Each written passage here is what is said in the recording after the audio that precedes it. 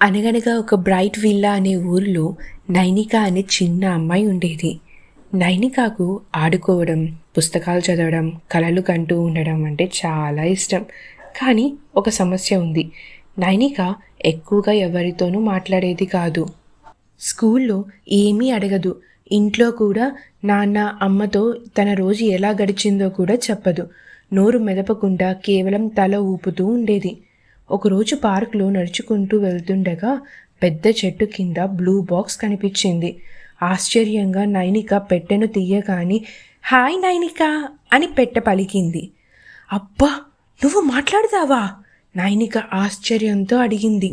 అవును, నేను మాట్లాడే బ్రైట్ విల్లా పెట్టెను. నీకు మంచి కమ్యూనికేషన్ స్కిల్స్ నేర్పిద్దామని వచ్చాను.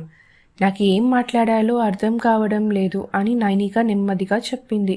అందుకే ఒక చిన్న ఆట ఆడుదాం అని పెట్టె చెప్పింది. ప్రతిరోజు ఒక చిన్న పని చేయాలి. నువ్వు నేను చెప్పిన పని చేస్తే నీకొక స్టార్ ఇస్తాను. సరే అని నైనిక ఉత్సాహంగా అంగీకరించింది. మొదటి రోజు నీ ఫీలింగ్స్ని ఎక్స్ప్రెస్ చేయాలి. ఈరోజు నీకు ఎలా అనిపిస్తుందో చెప్పు అని బాక్స్ చెప్పింది. స్కూల్లో నైనిక తన స్నేహితురాలు నిమ్సి బాధగా ఉన్నట్టు చూసింది. ఈసారి నైనిక సైలెంట్గా ఉండలేదు. నిమ్సి, నువ్వు బాగున్నావా అని అడిగింది.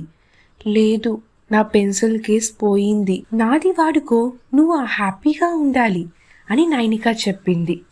Thank you Nainika. నిమ్సి చాలా హ్యాపీగా ఫీల్ అయింది. ఆ రాత్రి నైనిక పెట్టెతో ఇలా అనింది. నేను నిమ్సితో మాట్లాడాను. తన బాధని నేను షేర్ చేసుకున్నాను. సూపర్ అని పెట్టె చెప్పినట్టుగానే ఒక స్టార్ ఇచ్చింది. రెండవ రోజు ఐడియాని షేర్ చేసుకోవడం.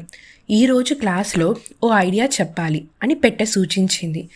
నైనిక నెమ్మదిగా చెయ్యెత్తి స్పోర్ట్స్ డేకు హైడ్ అండ్ సీక్ ఆడుదాం అంది. అంతా ఉల్లాసంగా చప్పట్లు కొట్టారు. బాగుంది బాగుంది అని అన్నారు. నీవు విజయం సాధించావు అని ఆ రాత్రి పెట్టె మరో స్టార్ ఇచ్చింది. మూడవ రోజు ఇతరుల మాట వినడం. ఈరోజు ఎవరైనా చెప్పేది శ్రద్ధగా వినాలి అని పెట్టె చెప్పింది. రాత్రి డిన్నర్ సమయంలో నైనిక చెల్లెలు జాస్రిత తన స్కూల్ ట్రిప్ గురించి చెప్తుండగా నైనిక శ్రద్ధగా నిశ్శబ్దంగా వినింది. పిల్ల కోతి నా అరటి పండుని తీసుకునింది అని జాస్రిత నవ్వుతూ చెప్పింది. నైనిక కూడా నవ్వింది.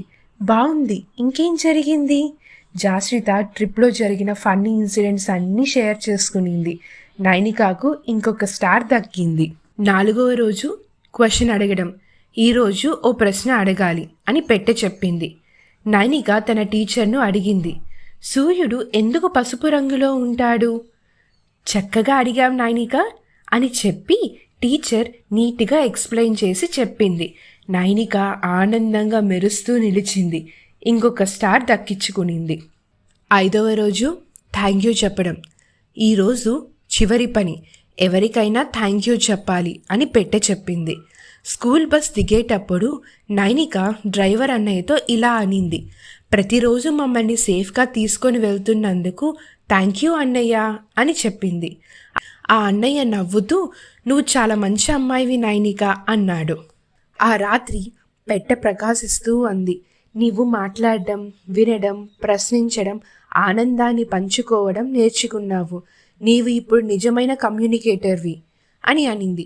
అప్పటి నుంచి నైనిక మౌనంగా ఉండే అమ్మాయి కాదు. ఆమె మాట్లాడుతుంది, సహాయం చేస్తుంది, ఆనందంగా ఉంటుంది. పిల్లలు, నిజమైన కమ్యూనికేషన్ అంటే కేవలం మాట్లాడడమే కాదు, వినడం, పంచుకోవడం, అర్థం చేసుకోవడం కూడా ముఖ్యం.